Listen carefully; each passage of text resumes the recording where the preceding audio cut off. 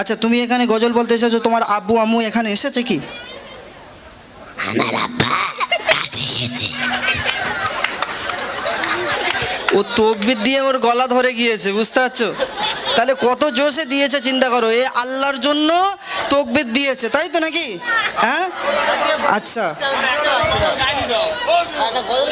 আচ্ছা, তুমি গজল একটা গাইবে? এক কলি গাইবে? কমিটির ভাইয়েরা বলছে। হ্যাঁ, ওর আজকের খুব কষ্ট হচ্ছে। হ্যাঁ, গান গাইবে নাকি? ও না, ও গাইবে না। তো যাই হোক, তোমার আম্মু এখানে এসেছে? আম্মু ও কি আর কি প্রশ্ন করবো আমি কিছু বুঝতে পারছি না। হ্যাঁ, তো যাই হোক, নাও তুমি 10 টাকা নাও। হ্যাঁ তুমি, আচ্ছা দাঁড়াও, এখানে দাঁড়াও।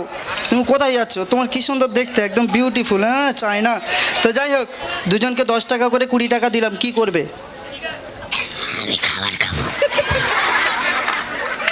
খাবার খাবে? হ্যাঁ, বিড়ি খাবে না তো? আমি তো না, কি বললে একটু ভালো করে বলো, সবাই শুনতে পাচ্ছে। জিপ খাবো। যাই হোক, যাও, তোমার সঙ্গে আর প্রশ্ন করতে আমার সত্যি কষ্ট হচ্ছে। ও খুব সুন্দর তকবির দিয়েছে আল্লাহ পাকের খুশি করার জন্য। তো চলো, এই টাকাটা নিয়ে লজেন্স কিনে খাবে। হ্যাঁ, টিপি টিপি খাবে, কাউকে যেন দিও না। আবার এর থেকে যেন 1 টাকা 2 টাকা বাঁচিয়ে যেন বিড়ি খেও না, সব বোনাস করেছে।